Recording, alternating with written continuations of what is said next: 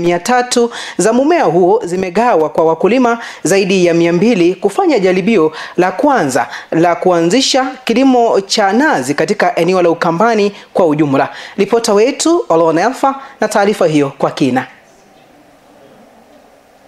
Akizungumza katika uwanja wa maonyesho ya kilimo wa Machakos, Lawrence Matororo, mwenyekiti wa maonyesho hayo katika zoezi la kuwapa wakulima mbegu za nasi, amewataka wakulima katika eneo la Ukambani kuzingatia kwa kina kilimo cha nasi ambazo huchukua muda wa miaka 5 kupata mazao. Our call is that farmers should come, get these seedlings which we are giving free of charge, and try them in their farms and see whether we can add to our regime of crops that we have in our farms, so that we can diversify and get new sources of food and income. Aidha, baadhi ya wakulima wa zamani waliowahi kupanda mmea huo katika eneo la Ukambani wameeleza kupata mazao na mapato makubwa kutokana na hali anga la Ukambani, japo wengi wanadhana kwamba mmea huo unaweza fanya vizuri eneo la pwani. Tuko na furaha kubwa kwa ya kwamba tumepata mmea very unique, unaitwa mnazi. Huu ndio mnazi.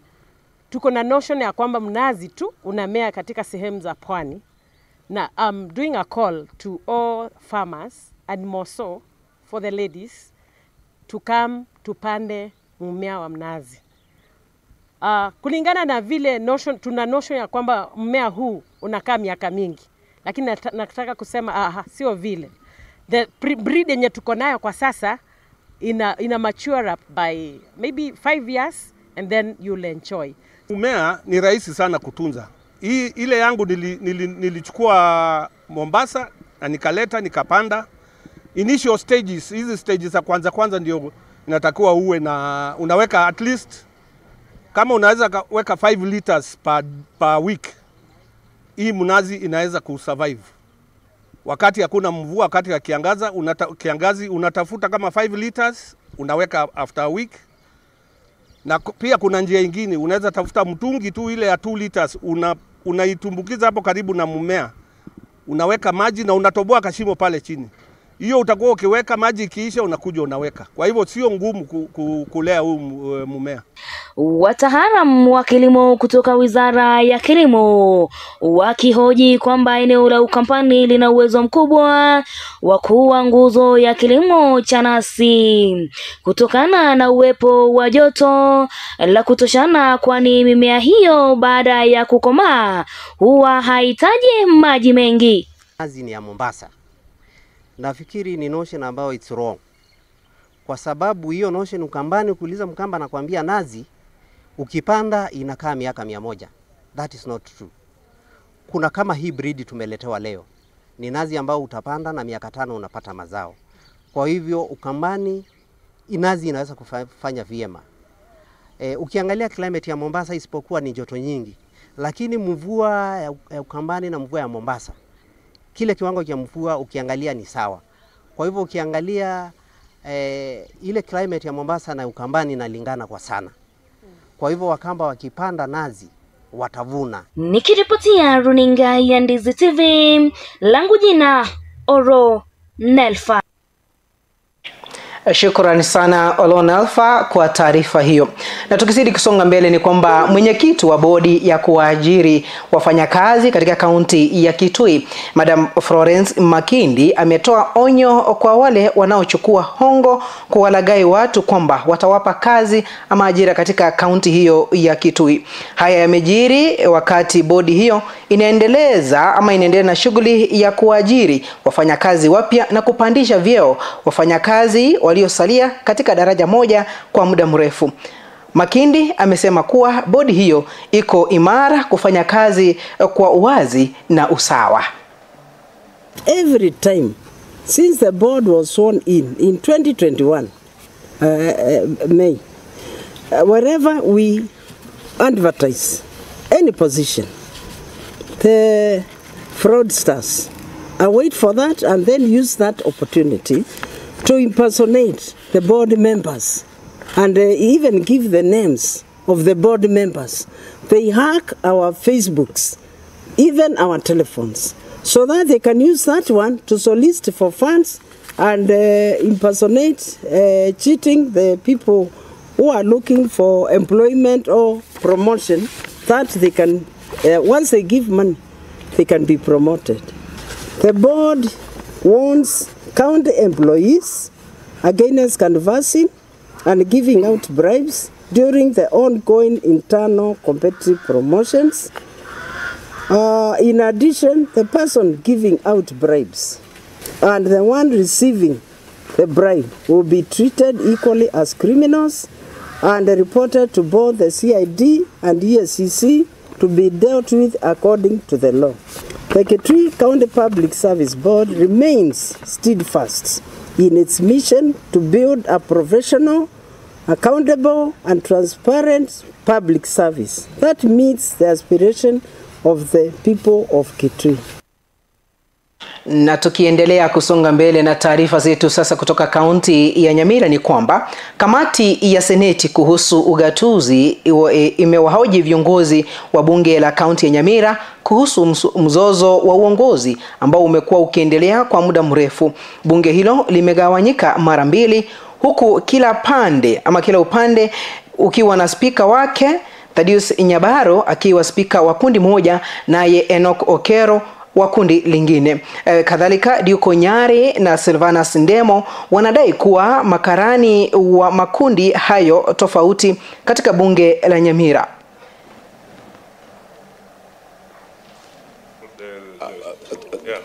I did a letter. Were you a member of the county assembly before? Now? Yes, I was serving my third term. Third term? Yes. Now, have you assumed to be the speaker? Yes. Did you resign? That matter is the motion that is in court. No. And then I will not answer the question. Just answer. Yes. Did you resign? Not resign. Yeah, of course, yes. You resigned from being an MCA? Yes, sir. Na kwingineko tukisonga mbele ni kwamba wazazi wamehimizwa kuwalinda watoto wao wakati huu wa likizo ya Aprili. Akizungumza katika ibada ya jumuiya ya wanafunzi, Askofu Joseph Nkirumba wa kanisa la Mount of Hope Worship Center amewataka wazazi kuhakikisha kwamba watoto hao wameepukana na mienendo potofu na matumizi ya dawa za kulevya. Wamekuja pamoja nasi tutuasilie watoto ovyo ovyo, to make sure tumewakinga. Mimi hawana kitu ya kufanya, wakuja wafanya ma practice kanisani, waende wakafanya elevations na vitu vingine, wasiwachiliwe waende ovyo ovyo. Asa hata wakati huu nilikuwa tunaongea na chief wa kwetu tukiambia Mungu make sure hawajavuta bangi, maana watoto wanavuta bangi wakiwa shule, vitu vingine wanaenda kunywa pombe, kufanya vitu vibaya. Tunataka make sure wapendwa watoto wetu shuleni, nyumbani wametunzwa vizuri, maana kwamba sisi ndio tutawalea katika nidhamu inayofaa. Make a good foundation for our children, na tomorrow watoto wetu wataangamia. Na tukiendelea kusonga mbele tukisalia katika ripoti za kaunti kutoka kaunti ya Machakos ni kwamba kizaazaa kilizuka leo hii katika bunge la kaunti ya Machakos, ambapo baadhi ya wawakilishi wadi walijeruhiwa na kukimbizwa hospitalini. Vurugu zilizuka baada ya makundi mawili kutofautiana kuhusu hatua ya kumtimua mamlakani spika wa bunge hilo Ann Kiusia, huku kundi jingine likitaka kuanzisha hoja ya kumng'oa mamlakani gavana wa kaunti hiyo Wafinya Ndeti. Aidha, hoja ya kumtimua kiongozi wa wachache bungeni humo ilikuwa ijadiliwe kabla ya zogo kutibuka. Maafisa wa polisi walifika na kudhibiti hali katika jengo la kaunti ya Machakos, huku shughuli zote zikizitishwa.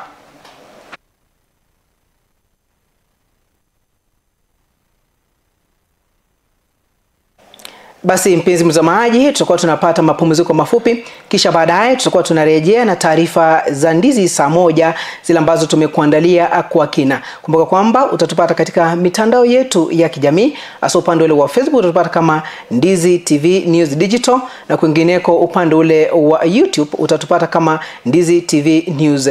Mwelekezi wangu ni Abigail Nyanchama na mkalimani kwa lugha ya ishara ni Lydia Mose.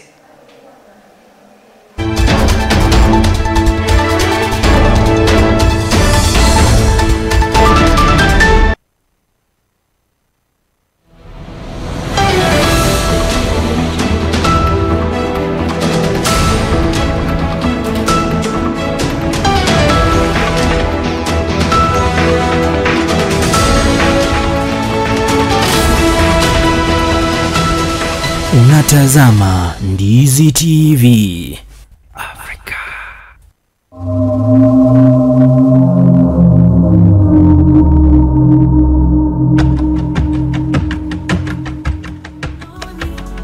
Machozi yanadondoka, lakini lazima hema asome shuleni.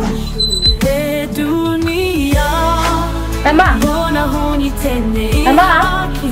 Jasho latiririka, lakini nangoja faraja.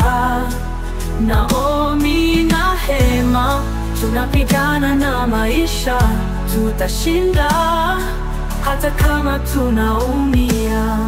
Nilimkosa mama, nilimkosa. Wala pesa nimebakisha ni mtu peke yake. Najua nilikuwa na pesa, sinakumbuka ugonjwa.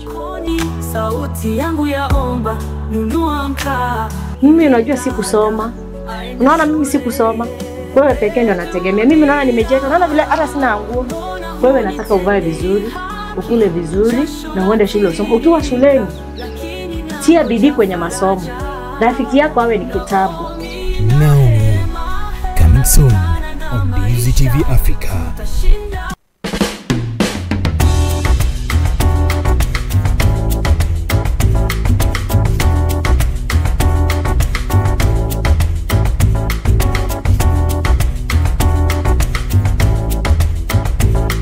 Good. So top up directly without measuring. Directly. So I fill the glass. Fill the glass. Okay. Add a little bit. Perfect. I feel like testing it. This is our cocktail. Which cocktail? Long Island. Oh, Long But Island. our cocktail is not done. Why? Presentation. We have to garnish our cocktail so that when a customer sees... What do you mean by garnishing? Garnishing is just making our cocktail appear attractive. Okay? Okay. Yeah. Okay, tuko na njia tofauti za kugarnish. Kugarnish ni kurembesha tu. This one, lile kurembesha. this one is a lemon wheel.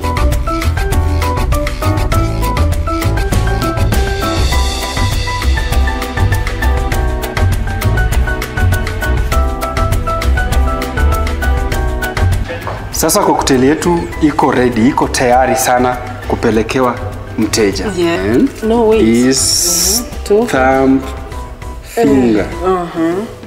Put it, the straw inside the cocktail, then you close.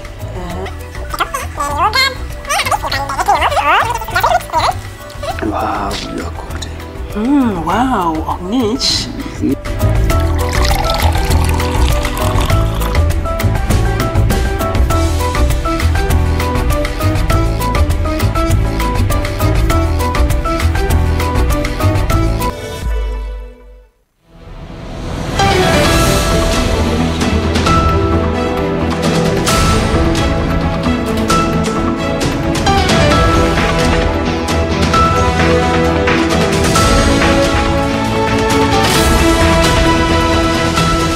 Unatazama Ndizi TV Africa.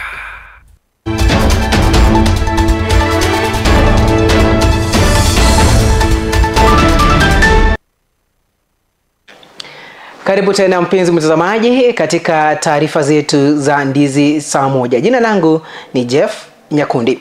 Tukisonga mbele ni kwamba aliyekuwa waziri wa utumishi wa umma Bwana Justin Muturi anahofia usalama wake baada ya walinzi wake kubanduliwa hiyo jana jioni.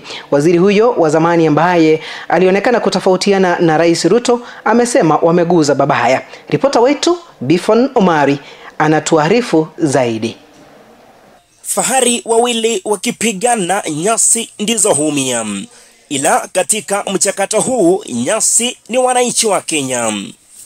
Aliyekuwa waziri wa utumishi wa umma Justin Muturi anasema kwamba maisha yake yapo hatarini baada ya walinzi wake kuondolewa kazini jana jioni. The reaction from government has been the immediate withdrawal of my security, which happened last evening. My security personnel were instructed not to report on duty on the basis that, as they told me, that I'm fighting the government. But I said it's okay. There are very many Kenyans without, government security, and therefore it is not the kind of thing that really should worry somebody.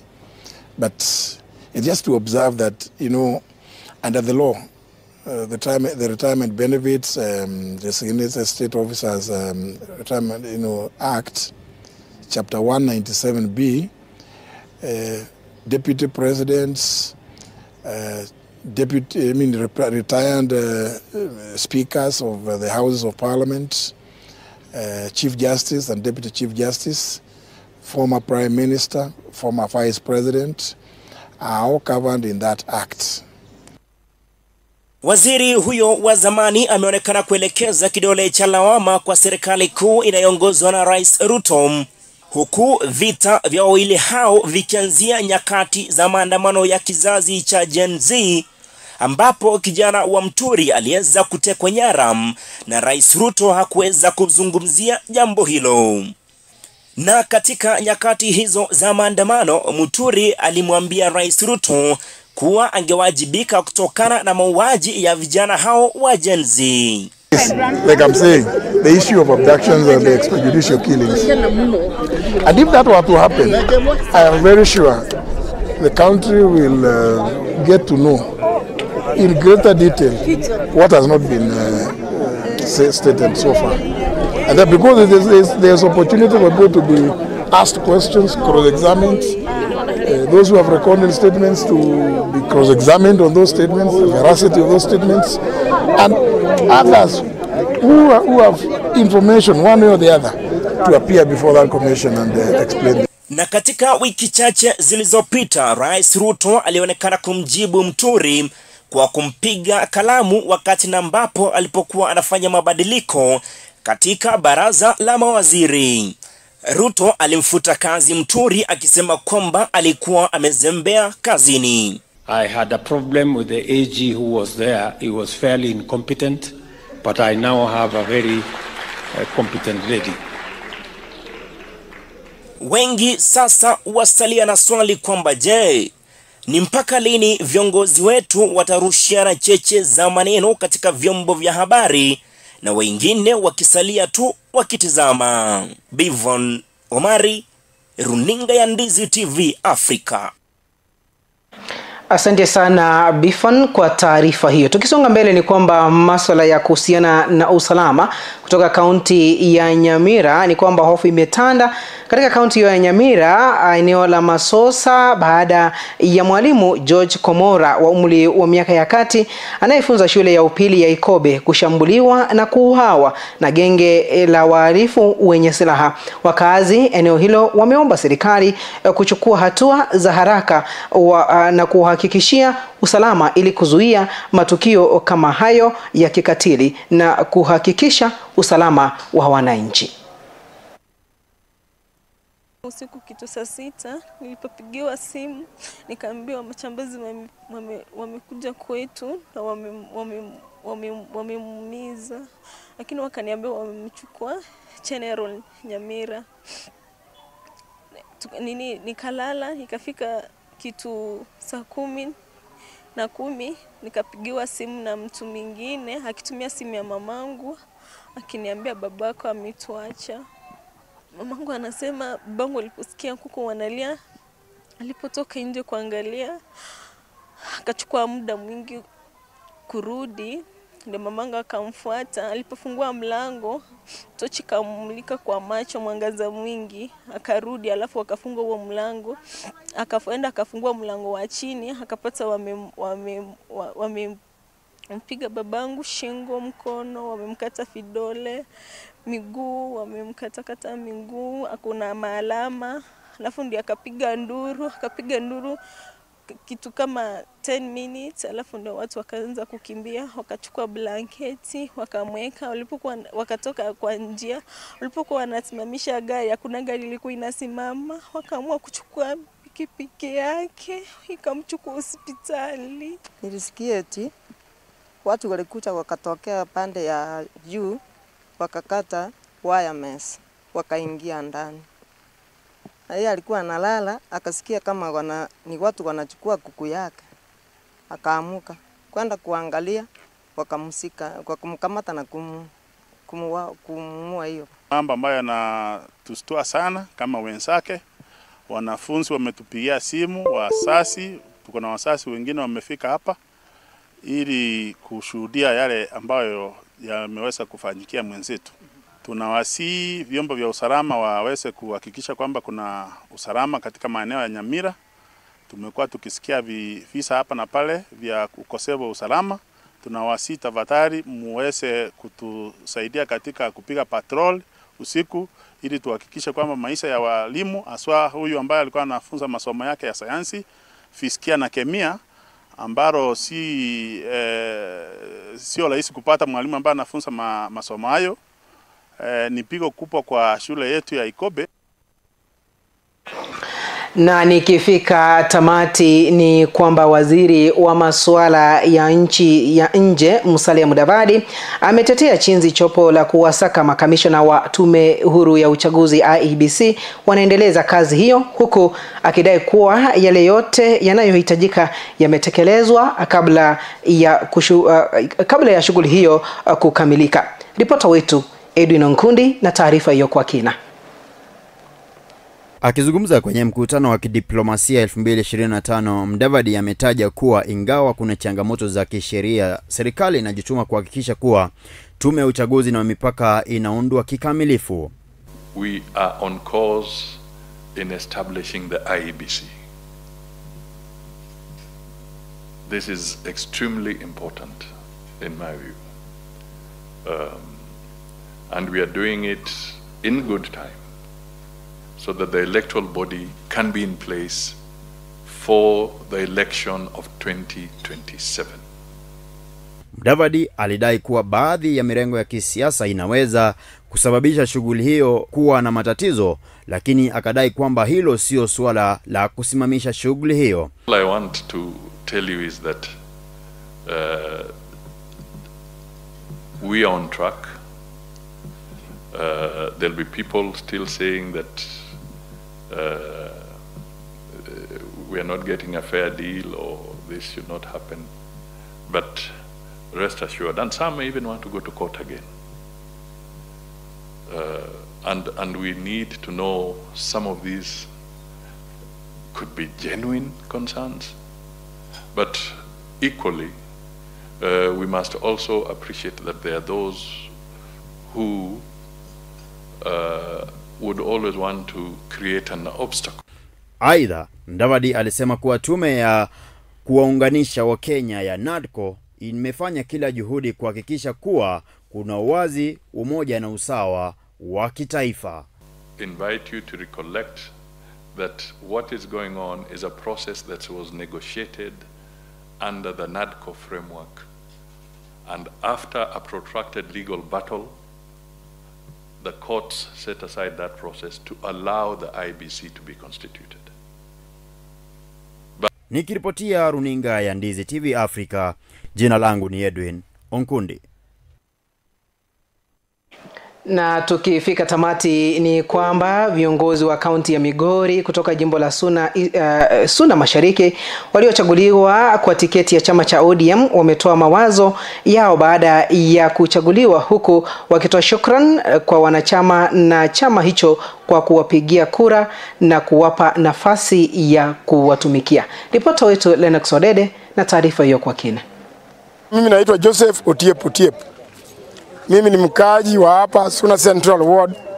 Nilikuwa nimesimama kiti ya Suna Central Ward chair. Sasa nimechaguliwa mwenyekiti wa Suna Central Ward. Niko na ofisi yangu ile nimechagua wale wafanya nao kazi. Hapa Suna Central Ward, kwa heshima ya watu wa Suna Central Ward kwa kunichagua, walionelea kwamba mimi mwenyewe ndio right person ambaye anafaa afanye na Mheshimiwa Junet and ODM. Nimeshukuru sana tena sana kwa wamama, vijana na kadhalika. Bila nimechagulia na wamama, inaonekana kama nimeenda unopposed. Wale tulisimama nao tulikuwa watu 3. The second person alipata watu 3. The other one alikimbia. Sasa nimebaki as a chair lady ya Suna Central, Suna East constituency. Very successful. As you can see, members of the community are here. This party belongs to these people. It belongs to the community. So we are really thankful and we are really grateful. We have chosen our leaders and we are going to move ahead with him. Basi asante sana Lennox Odede kwa taarifa hiyo. Basi kufika hapo mpenzi mtazamaji wa Ndizi saa moja, nafika tamati kwa taarifa zetu ambazo tumekuandalia siku hii ya leo. Shukrani sufufu kwa wale wote ambao walifanikisha kutoka kwa ripota wetu wote na pale chumba chetu cha kushughulikia masuala ya habari. Basi mwelekezi wangu amekuwa ni Abigail Nyanchama na yule ambaye anatutafsiria kwa lugha ya ishara ni Lydia Mose.